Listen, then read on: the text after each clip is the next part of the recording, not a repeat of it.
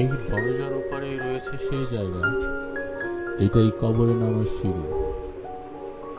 দেখুন কি রহস্যময়। হ্যাঁ দর্শক, মিশরের জান্নাত খ্যাত প্রাচীন শহর আলেকজান্দ্রিয়া থেকে শুভেচ্ছা জানাচ্ছি। দর্শক মণ্ডলী, আলেকজান্ডার দ্য গ্রেট এবং রানী ক্লিওপেট্রার স্মৃতি বিজড়িত মিশরের এই প্রাচীন শহরে আজ আমি সন্ধান পেয়েছি এমন এক রহস্যময় কবরের, যেখানে এমন এক প্রজ্ঞাবান ব্যক্তি শুয়ে আছেন যার নামে আল্লাহ তাআলা পবিত্র কুরআনে সূরা লুকমান নাজিল করেছেন। আজকের এই পর্বটি খুবই স্পেশাল, তাই এখনই পেজটি ফলো দিন এবং ভিডিওটি শেয়ার করে ছড়িয়ে দিন গোটা দুনিয়ায়। হযরত লুকমান হাকিমের মাজারের অবস্থান এই শহরের প্রাণকেন্দ্রে নবী দানিয়েল স্ট্রিটে। আমরা এখন অবস্থান করছি আলেকজান্দ্রিয়া শহরের একেবারে হৃদয়ে। চারপাশের ব্যস্ততা পেছনে ফেলে আমি এখন পৌঁছেছি ইতিহাসের এমন এক অমূল্য অধ্যায়, যেখানে পরম শান্তিতে ঘুমিয়ে আছেন হযরত লুকমান হাকিম রাহমাতুল্লাহ আলাইহি, যার নামে আল্লাহ তাআলা সূরা লুকমান নাজিল করেছেন। হ্যাঁ দর্শক, এটাই এখানকার ইতিহাস বিখ্যাত মসজিদ আন-নবী দানিয়াল, অর্থাৎ নবী দানিয়াল মসজিদ। এই মসজিদটি কেবল আলেকজান্দ্রিয়ার একটি সাধারণ ইবাদতের স্থানই নয়, বরং এটি এই শহরের অন্যতম প্রাচীন ধর্মীয় ও ঐতিহাসিক নিদর্শন।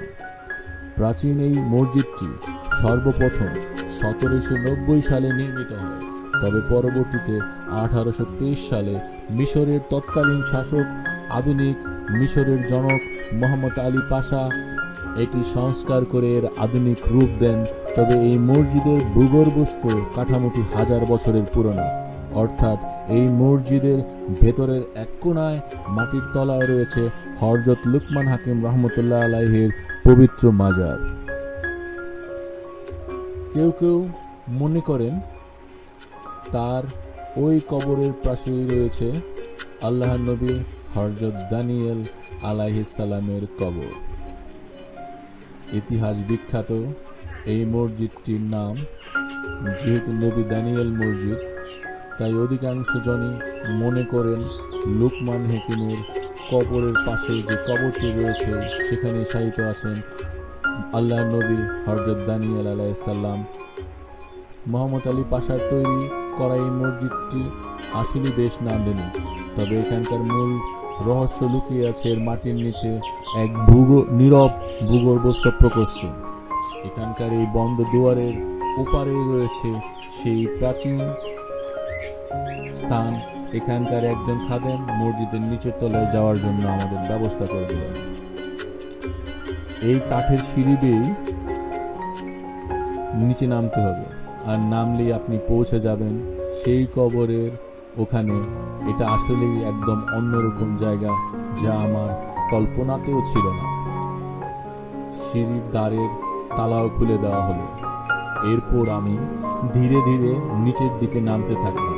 চারপাশে শুধুই শুনশান নীরবতা আর মৃদু আলোয় ঘেরা পরিবেশ, এক অন্যরকম আধ্যাত্মিক অনুভূতির জায়গা।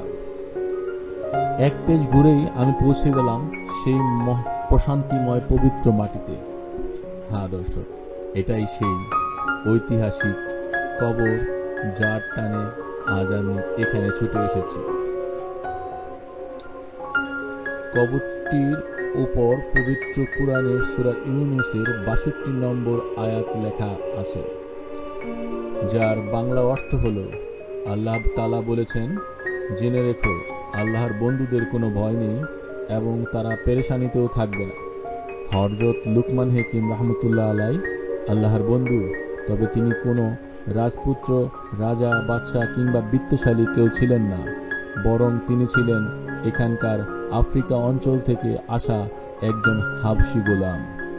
তার বাহ্যিক অবয়ব সাধারণ হলেও আল্লাহ তাআলা তাকে অসাধারণ প্রজ্ঞা দিয়েছিলেন। একবার তার মনিব তাকে একটি ছাগল জবাই করে তার শরীরের সবচেয়ে ভালো দুটি অংশ নিয়ে আসতে বলেছিলেন। লুকমান হাকিম ছাগলের কলিজা এবং জিহ্বা নিয়ে হাজির হলেন। কিছুদিন পর তার মনিব তাকে আবারও ছাগলের শরীরের সবচেয়ে খারাপ দুটি অংশ আনতে বললেন। লুকমান হাকিম এবারও সেই কলিজা এবং জিহ্বা নিয়েই সামনে হাজির হন। তখন অবাক হয়ে মনিব কারণ জানতে চাইলে তিনি বলেছিলেন, মন যদি ভালো থাকে তবে এই জিহ্বা এবং কলিজার চেয়ে ভালো জিনিস আর কোনো কিছুই নেই, কারণ এগুলো দিয়েই ভালো কথা বলা হয় এবং নেকি অর্জন করা হয়। আর মন যদি মন্দ হয় তবে এই দুইটির চেয়ে খারাপ জিনিসও আর কিছু নেই, কারণ এগুলো দিয়ে মিথ্যা, গীবত এবং খারাপ কাজ সম্পাদিত হয়। তার এই গভীর উত্তর শুনে মনিব হতবাক হয়ে যান। পরবর্তীতে তার প্রজ্ঞা এবং বিচার বুদ্ধি দেখে মুগ্ধ হয়ে তার মালিক তাকে মুক্ত করে দেন এবং তিনি সমাজে অত্যন্ত মর্যাদাবান ও বিচারক হিসেবে খ্যাতি লাভ করেন। আল্লাহ তাআলা এ বিষয়ে সূরা লুকমানের 12 নম্বর আয়াতে বলেছেন, আমি অবশ্যই লুকমানকে জ্ঞান দান করেছিলাম এবং বলেছিলাম আল্লাহর প্রতি কৃতজ্ঞতা প্রকাশ করো। দর্শক মণ্ডলী, এটাই ইতিহাসের সেই প্রজ্ঞাবান মহামানব হযরত লুকমান হাকিম রাহমাতুল্লাহ আলাইহির পবিত্র মাজার। আল্লাহ তাআলা যার নামে সূরা লুকমান নাজিল করেছেন। হযরত লুকমান হাকিমের কবরের পাশেই রয়েছে আরেকটি কবর। ধারণা করা হয় এটাই আল্লাহর নবী হযরত দানিয়েল আলাইহিস সালামের কবর, কিন্তু প্রত্নতত্ত্ববিদ ও অধিকাংশ ইসলামিক স্কলারদের মতে এখানে নবী দানিয়েল আলাইহিস সালামের কবর নেই। কোরআন ও বাইবেলও এ বিষয়ে কোনো কিছুরই উল্লেখ নেই। ইসলামিক স্কলারদের মতে এখানে লুকমান হাকিমের কবরের পাশে যে কবরটি রয়েছে সেটি অষ্টাদশ শতাব্দীর প্রখ্যাত আউলিয়া হযরত দানিয়েল আল মাউসিলি রাহমাতুল্লাহ আলাইহি নবী দানিয়েল আলাইহিস সালামের নামের সাথে মিল থাকা এবং এখানকার মসজিদটির নাম যেহেতু নবী দানিয়েল মসজিদ, তাই ধীরে ধীরে লোকমুখে প্রচার হতে থাকে যে এখানে হযরত লুকমান হাকিম রাহমাতুল্লাহ আলাইহির পাশাপাশি কবর রয়েছে নবী দানিয়েল আলাইহিস সালামেরও। তবে এর দালিলিক কোনো সত্যতা নেই। দর্শক, একটা বিষয় খেয়াল করুন, এখানে দুটি কবর দুই দিকে। আমরা জানি কবরস্থ করার সময় মুসলিমদের মুখ কিবলামুখী করে শায়িত করতে হয়। এই কবরটি দেখুন, এই দিকে কিবলা। এটা দেখে বোঝা যাচ্ছে যে কবরটিতে কিবলার দিকে মুখ করে মৃতদেহকে শায়িত করা হয়েছে, কিন্তু এই কবরটি দেখুন পুরোটাই উল্টো। এখানে একদিকে কিবলা, দেখুন সামনে একটি নামাজের জায়গা রয়েছে, কিবলা দেখায় যাচ্ছে, তার মানে কিবলার দিকে মাথা দেওয়া হয়েছে এই কবরে। আমি জানি না কেন এভাবে করা হয়েছে। আমি যতটুকু জানি যে লুকমান হাকিম বনি ইসরাইলদের নবী হযরত দাউদ আলাইহিস সালামের যুগের মানুষ, আর বনি ইসরাইলরা সাধারণত কবর দেওয়ার সময় তারা পবিত্র ভূমি জেরুজালেমের দিকে মুখ করে কবর দেয়, আর জেরুজালেম হলো এই দিকে। তার মানে এটাই লুকমান হাকিমের কবর, এটা স্পষ্ট। আর পাশেরটি দেখুন, এই কবরের আকার দেখেই বোঝা যাচ্ছে যে এটা নবী দানিয়েল আলাইহিস সালামের কবর নয়, বরং এটা পরবর্তীকালের কোনো বুজুর্গ বা আউলিয়ার কবর, আর ওটা হযরত লুকমান হাকিমের কবর। কিন্তু এখানকার এই কবর দুটির ফারাক দেখে অনেকেই এটাকে রহস্যময় কবর বলে। তবে এখানকার কবরের উপরে থাকা এই বোর্ডে হযরত লুকমান এবং নবী দানিয়েল আলাইহিস সালাম দুজনেরই নাম লেখা হয়েছে। লুকমান হাকিম রাহমাতুল্লাহ আলাইহি এমন একজন ব্যক্তি ছিলেন যার প্রজ্ঞা এবং দূরদর্শিতা এতটাই গভীর ছিল যে আল্লাহ তাআলা পবিত্র কোরআনে তার নামে একটি পূর্ণাঙ্গ সূরা নাজিল করেছেন, যার নাম সূরা লুকমান। তবে তিনি নবী ছিলেন কিনা তা নিয়ে আলেম এবং তাফসীর বিদ্গণের মধ্যে দ্বিমত রয়েছে।